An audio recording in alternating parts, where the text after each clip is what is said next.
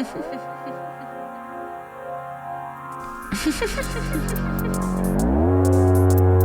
quality. I got it. I got this. You got it. You got it. My chart says so. Look at me go. Sun, moon, rising. It's all about timing. It's all about timing. Earthlings. What's it all mean? What's it all mean? Star quality. What's it all mean? What's it all mean? Star quality. Woo. No, dude, really, what does it all mean? Star quality. I got it. You got it. You got it. Star quality. Star quality. What's up, Star Party people? It is me, your host and astrologer, Stevie, and welcome back to Star Quality. I am reporting live from Oakland, California. I am currently sitting on the floor by choice in my friend's apartment. My friend Callie, shout out to Callie, my fellow Taurus. And yeah, I am on the go. I'm actually recording this via voice memo. So I'm not really going to edit this. This is going to be like a raw take, but I think that's kind of appropriate for this Aries new moon because it's a very raw, super raw new moon that's happening here. We'll see how long I go into this because I am out and about. I just hosted my friend. I live in Los Angeles. She lives in the Bay. So she was down visiting me, and then she extended her trip so I could drive back with her. And then I'm here for the weekend. I'm going to see a concert. And I'm also going to take a really long train ride home to Los Angeles. I'm going to take a 12-hour scenic train. And I'm really stoked about it because you know what, guys? Woo, how is everyone after that Libra full moon? Yeah, I heard a lot of people saying it felt eclipsy, and I definitely felt that. I had some changes happen, some rug pulls, some splintered relationships, professionally speaking, and it was, just a lot of, it's interesting how a lot of, I don't know, it's just thinking of like this Aries season with conflict, right? And like, God, are we so over people acting one way and doing another? And thinking back of the Libra full moonness, it's like, just I don't know. I'm an Aries moon, so this is like my new moon right here. And it's also our first new moon. We had a new moon back in March, on March 18th. That was our first one post-eclipse, but it was still Mercury retrograde. And so this is our first new moon, not eclipse, not Mercury retrograde, and my fucking God, it is so Aries. I mean, we have 6 planets in Aries, and then Chiron, which is an asteroid. So 7 total celestial bodies are in Aries. I don't think we'll ever see this again in our lifetime. It's a lot, just for the rundown, and I'm going in degree order. So starting us off at 2 degrees of Aries, we have Neptune, followed by Mercury at 3 degrees, Mars at 5 degrees, Saturn at 7 degrees, Chiron at 26 degrees, the Sun and the Moon at 27 degrees, all in Aries. So Neptune, Mercury, Mars, Saturn, Chiron, Sun, Moon, Aries. We looking at Aries stuff today. This is the Aries lesson will be loud, it seems. So definitely look into where your chart Aries is, and if you're like, I don't know, I can help you with that. If you'd ever like to book a one-on-one reading, I am offering those. My schedule is updated and in the show notes. I think you can just go to, what is it? It's astrology with Stevie. Yeah, okay. astrologywithstevie.as.me. So it's like astrologywithstevie.as.me. It's also in my Substack. There's a tab called Book a Reading, so you can also do that there. All the links are available. If you need a check-in, I would love to provide that for you. And I have some times open. A lot of Aries stuff happening. And if you're new here, this is a podcast and newsletter hosted via Substack called Star Quality, where we get into all things astrology. And this, oh my God, there's some like loud ass truck going by. We're in the raw environment. Go home. We're going to get into the astrology of this new moon. So that's happening April 17th, 2026 at 4:52 a.m. Pacific time. Adjust for your time zone. And yeah, a lot of Aries. Wow, it's really interesting. There's really no tense aspects in this chart, though there is just a really big emphasis, obviously, on the Aries side of this chart. And we're in the final countdown, too, of Uranus moving into Gemini, which is a huge, huge switch. So, yeah, I don't, it's hard to look forward to anything in 2026 anymore, but you know what? I'm going to take some Aries raw.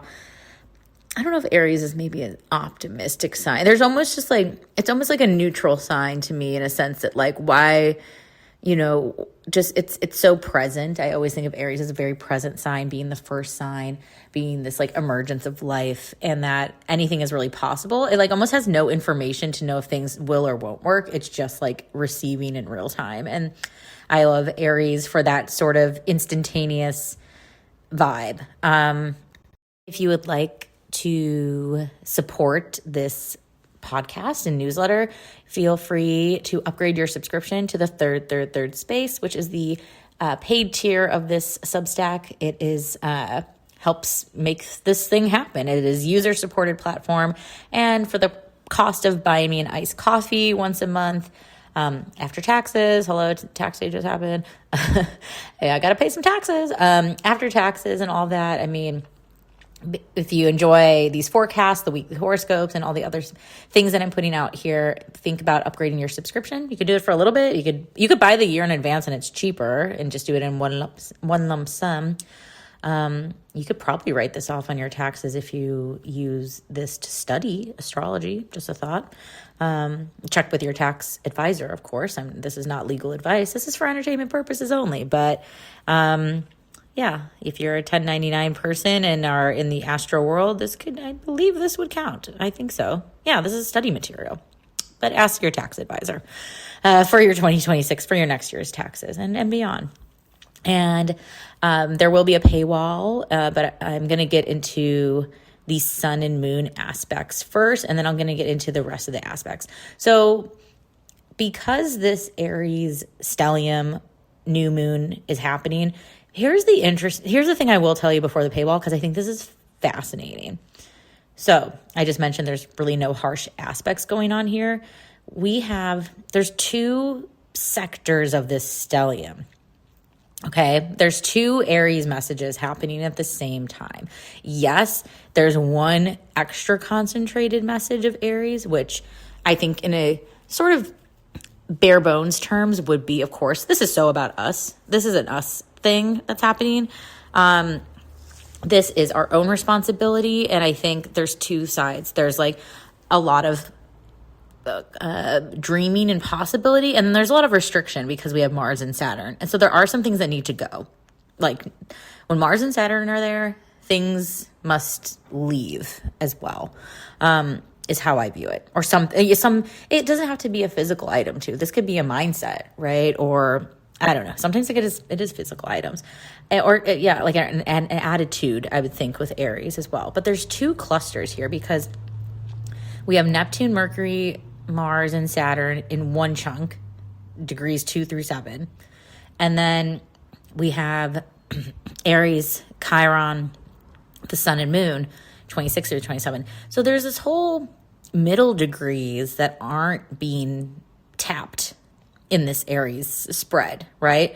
Between the degrees basically of, 8 to 25 of Aries, there's nothing there. Of course, both sides of these chunks touch those degree areas, but there's nothing there.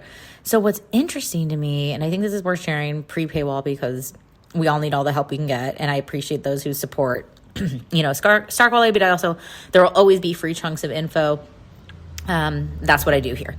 But I think what's really fascinating, again, we have no squares or oppositions happening. Of course, we have the nodes in opposition to each other. That's they always are because they travel as a magnetized oppositional pair. But like, so Jupiter is in Cancer. Okay, Jupiter, our planet of good fortune, of joy, of generosity. It's direct as well. You know, Jupiter is making its way again because it's going to switch signs in a couple months into Leo, which is wild. But it is not, it's squaring by sign. So squares are tense aspects.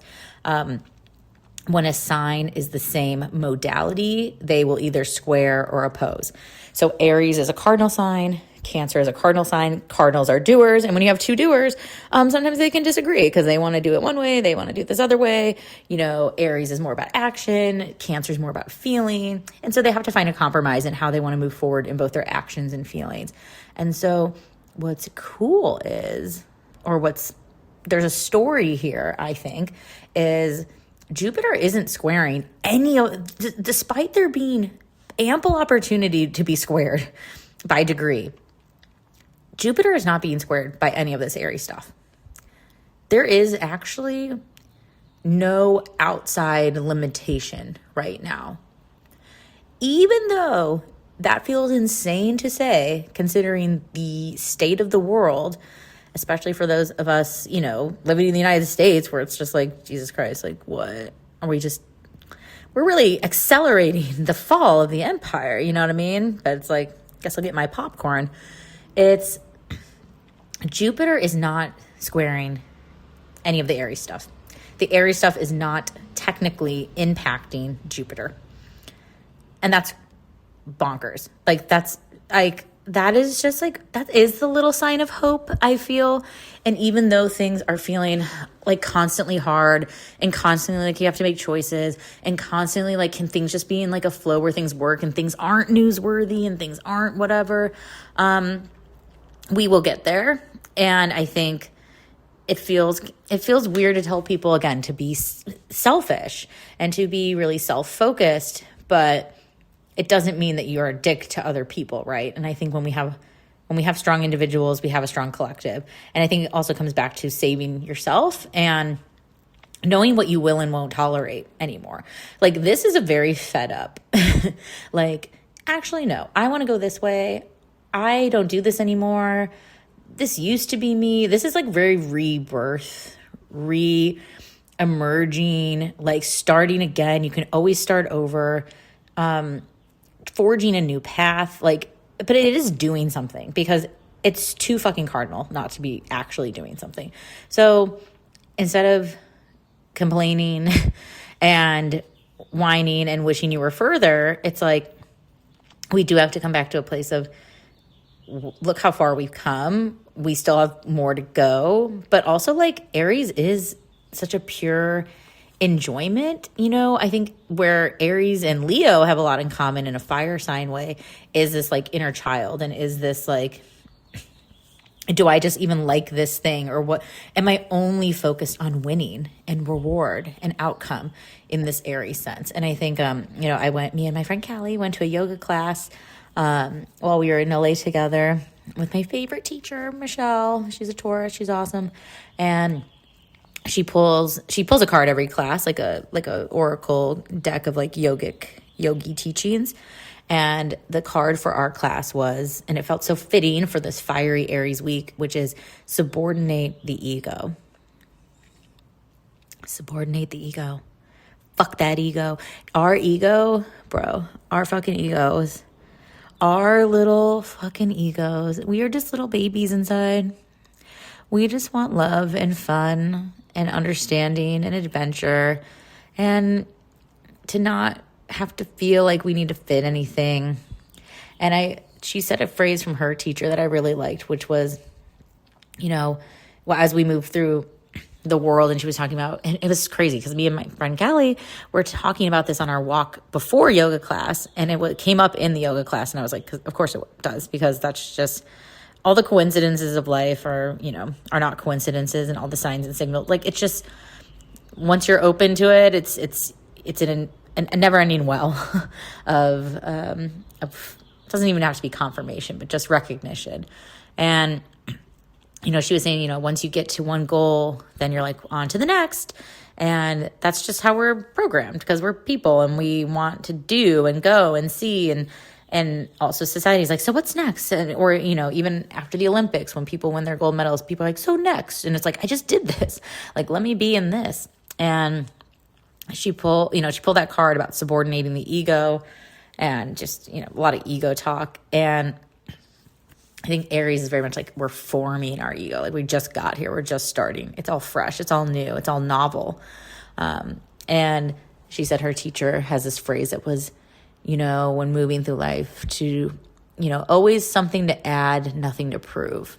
And I really like that, because I think sometimes we just start doing things and we go after these trophies or milestones and we're like, is this even like a trophy or milestone I technically wanted? Or is it because I'm in the movement of life and it seems like that's what people do? So I think that is a thing to think about in this Aries new moon is where are you going? Do you know why you're going there? And also, I like what she also said in the class was like, you don't have to prove your worth because you're born worthy. And I just thought it was so sweet. So shout out to my yoga teacher, Michelle. She's fantastic. Love her to bits. Her classes really move me. And I enjoy the reflection time, because I think, speaking of like with yoga, you're like moving your body, you're activating a different part of your brain. And, there's no, like, I was telling my friend Callie, like, I've done yoga for so many years and so long, and I feel like I'm always new, and it's like, I'm not competitive about it. Like, it really is, I don't care about being the best at yoga, because it's like, so not that for me. And so I think too, what do you really want to excel in and why? And then what have you maybe been chasing because you just were caught up in the act of chasing? And I think that's the part of the Saturn Mars removal.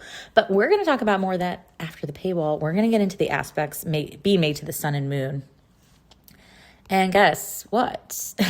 Despite all this Aries action, the sun and moon in Aries, only aspect they're making, besides, of course, a conjunction with themselves, because a new moon is a sun-moon conjunction, is a conjunction with Chiron in Aries. Chiron is our asteroid, our wounded healer. It is shaped like a key because it can really unlock the parts of ourselves that might feel less than worthy. I always say in my readings, this comes up a lot.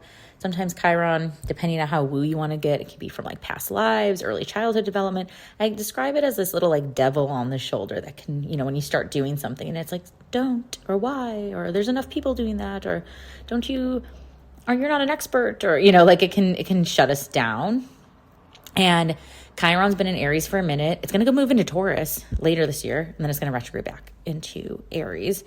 Definitely also, would be remiss to not talk about Aries energy and not talk about the masculine and men and conflict and war and what are we doing this for? And who is this? Again, what do we have to prove? Keeps coming up with the Aries. So how do you prove how strong you are? Because like the overcompensation right now collectively is loud. Oh my God. The overcompensation for strength is it's screaming weak. And I think that that's really part of some of the restriction we're seeing with Aries. And I think it's okay to show where you don't know things, where you are weaker. It's not a permanent state, I think is a good reminder as well. And I want to share the Sabian symbol for the 27th degree of Aries. And that symbol is, and if you don't know, Sabian symbols are keywords for each degree of the zodiac. That was made by a psychic medium back in the day with the astrologer. And this one is a large disappointed audience is the Sabian symbol. Great hopes and excited expectations cannot be sustained keeping our word. This is from James Burgess's website, the recaps here. It says we need to take other people into account when we make our claims and promises so that we do not later disappoint. If we want to perfect both will and sensitivity, then we need to do everything we can to fulfill our promises. This strongly impacts upon what possibilities of development and achievement will unfold for us.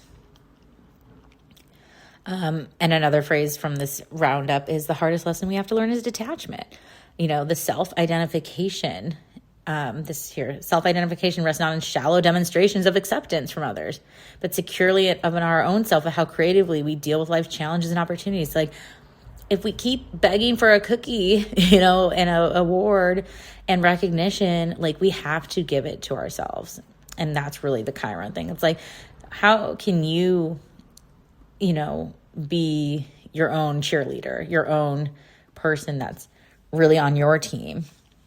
And not waiting for recognition from others, but you can recognize that in yourself. And then in turn, then you get recognized by others. Not that that has to be the end goal to the goal. But if everything is waiting from an outside source, like you're going to be waiting forever. And I think that's really what we're boiling it down here.